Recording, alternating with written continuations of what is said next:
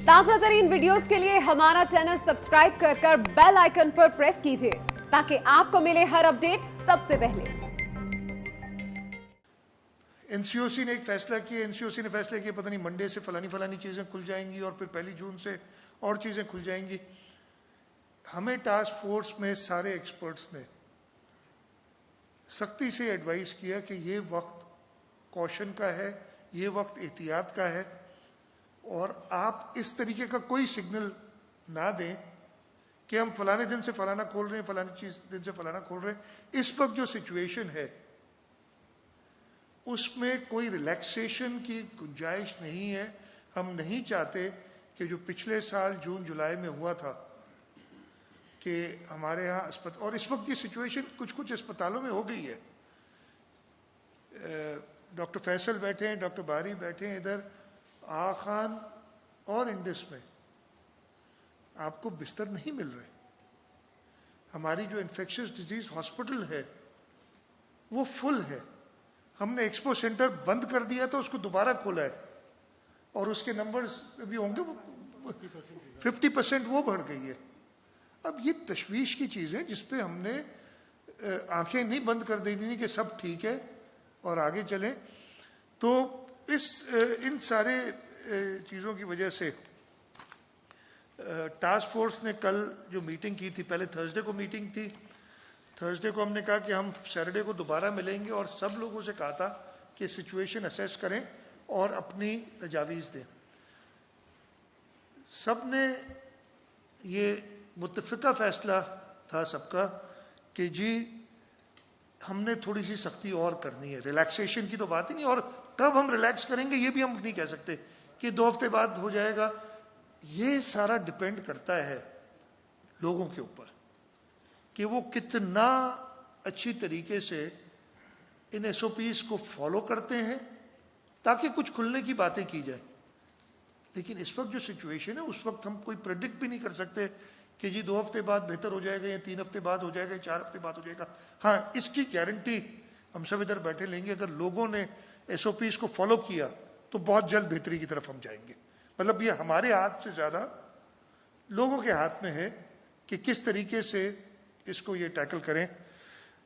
हमने जो फैसले किए कि जी जो पहली बंदिशें हैं वो बरकरार रहेंगी अगले 2 हफ्ते तक, और हम नहीं सोचेंगे 2 हफ्ते इनको रिलैक्स करने।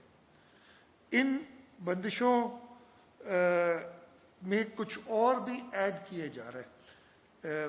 फॉर एग्जांपल हमने कहा था कि जी दुकानें 8 बजे रात तक खुली रह सकती हैं, हम उसको वापस 6 बजे शाम तक लेंगे और ये नोटिफिकेशन आज इशू हो जाएगा। मैं आपके ज़रिए सबको ये बताना चाहता हूँ और मैं बाकी लोगों से भी मिलूंगा और उनसे कहूँगा कि हमसे कोऑपरेट करें। सारा मकसद है कि कोऑपरेट करें ताकि हम इस वबा से, जैसे आप लोगों की मदद से, मुल्क के लोगों की मदद से, ख़ासतौर पे सूबा सिंध के लोगों की कोऑपरेशन से हमने इस पे कुछ कंट्रोल लाया था कि हम ये कंट्रोल ला सकें।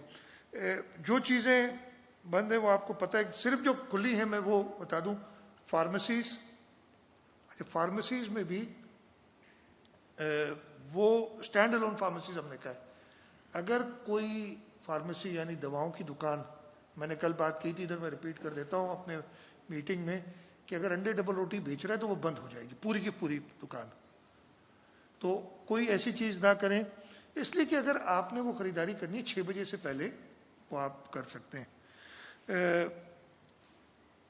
पेट्रोल पंप्स खुले हैं शाम को, medical facilities, vaccination centres, take away और होम डिलीवरी ये खुली है। लेकिन इसका गलत इस्तेमाल मेहरबानी करके ना किया जाए, नहीं तो फिर कोई ऐसा एक्शन, और एक्शन में ये भी क्लियर कर दूं कि वो एक्शन जो भी हुकूमत लेगी उस दुकान के ऊपर लेगी, लोगों के ऊपर मैंने सख्ती से मना किया है इंतज़ामिया को कि उनसे बड़ी आराम से पेश आ जाए। उस दुकान के ऊपर भी हम कोई और सख्ती नहीं करेंगे।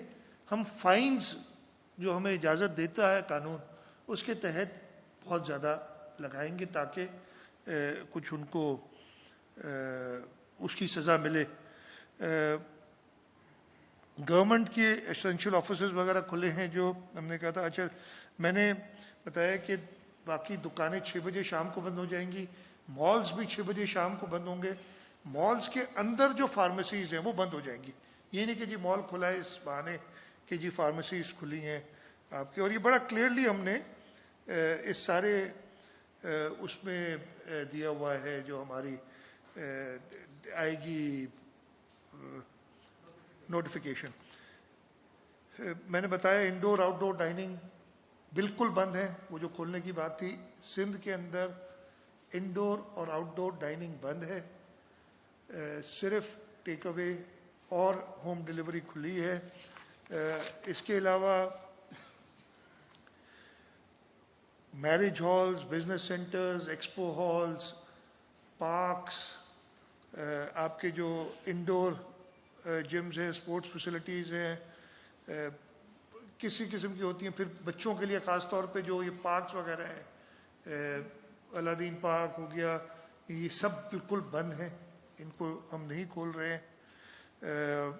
Cinemas, beauty parlour, spas, shrines, दरगाहें, हर किस्म के टूरिस्ट स्पॉट ये बंद हैं अगले 2 हफ्ते तक। और इंतज़ामिया कोशिश करेगी कि एक और मेरा मकसद ये, मैंने जैसे शुरू में कहा था कि ये सारा डिपेंड करता है कि इसकी इफेक्टिवनेस, इसका फ़ायदा तभी होगा जब लोग कोऑपरेट करेंगे हमारे साथ। स्कूल्स और कॉलेजेस, सईद गनी साहब बैठे हैं, बिल्कुल बंद है। किंडरगार्टन से लेके, नर्सरी से लेके और यूनिवर्सिटी तक, प्राइवेट यहाँ पब्लिक, बिल्कुल total through out the province बंद है। और हम ये डिफ्रेंशिएट नहीं करें कि 5% से कम हो तो खुला रख दें, इसलिए कि ये बड़ा एक, आज 5% है, कल 6 हो सकता है वो, और आज 6 है, कल 5 हो सकता है, फिर वो कहेंगे जी हम खोल दें आज। तो ये 2 हफ्ते की बिल्कुल स्ट्रिक्ट SOP की फॉलोइंग होगी। ये डिटेल में जो आज निकल जाएगी अभी कुछ देर बाद SOP, इसको हम हर जगह पे कोशिश करेंगे डिसमिनेट करें, हम अपनी वेबसाइट्स पे डालेंगे। मैं मीडिया को कहता हूँ कि वो ज़्यादा से ज़्यादा इनकी तशहीर करे ताकि लोगों को पता हो। इसके साथ साथ कुछ मैंने कमिश्नर कराची को ख़ास तौर पे और एडिशनल IG कराची को कहा था कि हर दुकान पे ट्रांसपोर्ट 50% पे चलेगी, उससे ज़्यादा नहीं होगी, ये मैं से रह गया। तो दुकानों पे, बसों में, ट्रांसपोर्ट की जगहों पे ये हर ओनर को बाहर पूरा SOP का इश्तिहार लगाना होगा कि जी आप दुकान के अंदर आए तो आपने मास्क पहनना है, आपने जो सैनिटाइजर्स अवेलेबल हों वो सैनिटाइज करना है। दुकान की कैपेसिटी लगाएंगे कि जी इस दुकान की नॉर्मल टाइम्स पे या इस बस की नॉर्मल टाइम्स पे कैपेसिटी 40 सीटों की है, लेकिन अब 20 से ज़्यादा इस पे अलाउड नहीं है, वो लिखा होगा, ताकि अगर कोई चेक करे तो उसको पता चले ना कि जी कैपेसिटी है कितनी और कितने लोग हैं उसके अंदर। तो दुकानों में भी ये कैपेसिटी लिखना उनके लिए ज़रूरी होगा। बसों में ख़ास तौर पे मैंने कहा है और जो टास्क फोर्स उसने फैसला किया है कि जो अड्डे होते हैं बसों के, वहाँ पे ये इम्प्लीमेंट कराएं, इसलिए कि रास्ते में किसी को रोक के और फिर उतारना एक मसला हो जाता है।